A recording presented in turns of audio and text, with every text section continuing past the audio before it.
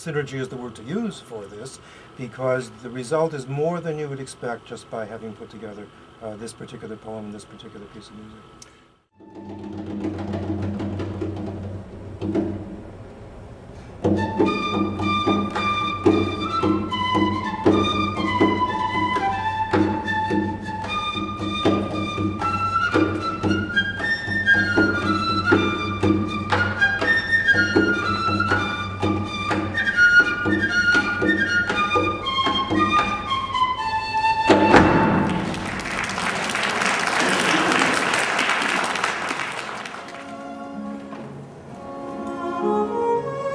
The idea for this was because I love string quartets, and I was trying to think of what's the smallest possible grouping you could have when you have a vast, great literature to choose from, and this is certainly it, string quartet. And then, of course, we have the ability to have me play with breakdown of the string quartet. We can play duets, trios, and go on that way too. So we have such a huge choice in poetry and such a huge choice in music too. That's great.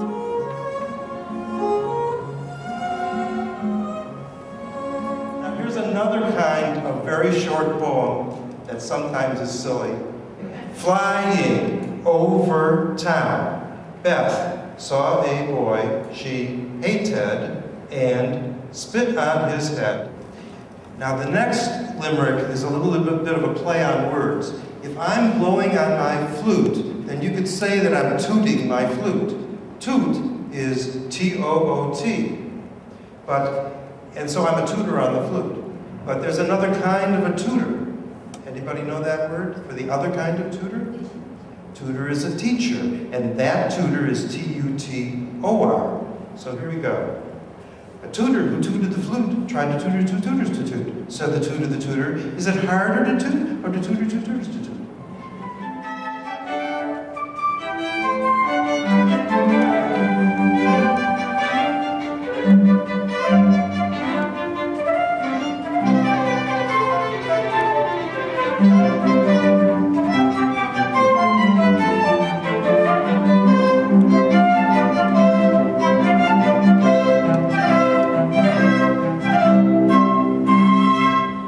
I know you've been telling me about this for a couple of weeks. You were really, really moved when you first heard Larry Trott read poetry. As an instrumentalist, I find his reading skills to be so expressive and beautiful phrasing. It just, all of your music flows right into your reading.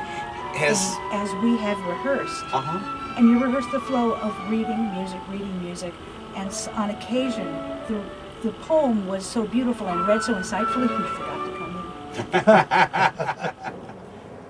This poem was written by Edgar Allan Poe in 1827, and the language is a little bit strange, but I think you'll get the meaning. I stand amid the roar of a surf-tormented shore, and I hold within my hand grains of the golden sand. How few, yet how they creep through my fingers into the deep. While I weep, oh God, can I not grasp them with a tighter clasp? Oh God, can I not save one from the pitiless wave? Is all that we see or seem but a dream within a dream?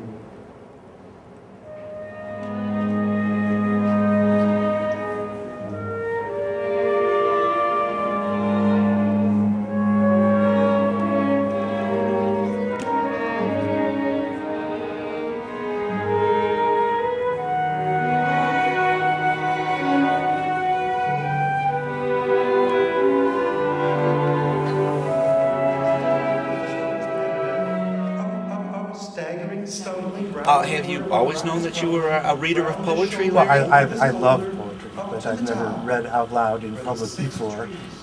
Well, you got a real knack. It sounds like a lot of fun. Would I rest and lie, my chin in my hands, and gaze at the dazzle of sand below, and the green waves curling slow, and the gray-blue distant haze where the sea goes up to the sky. And I'd say to myself, as I looked so lazily down at the sea. There's nobody else in the world, and the world was made for me.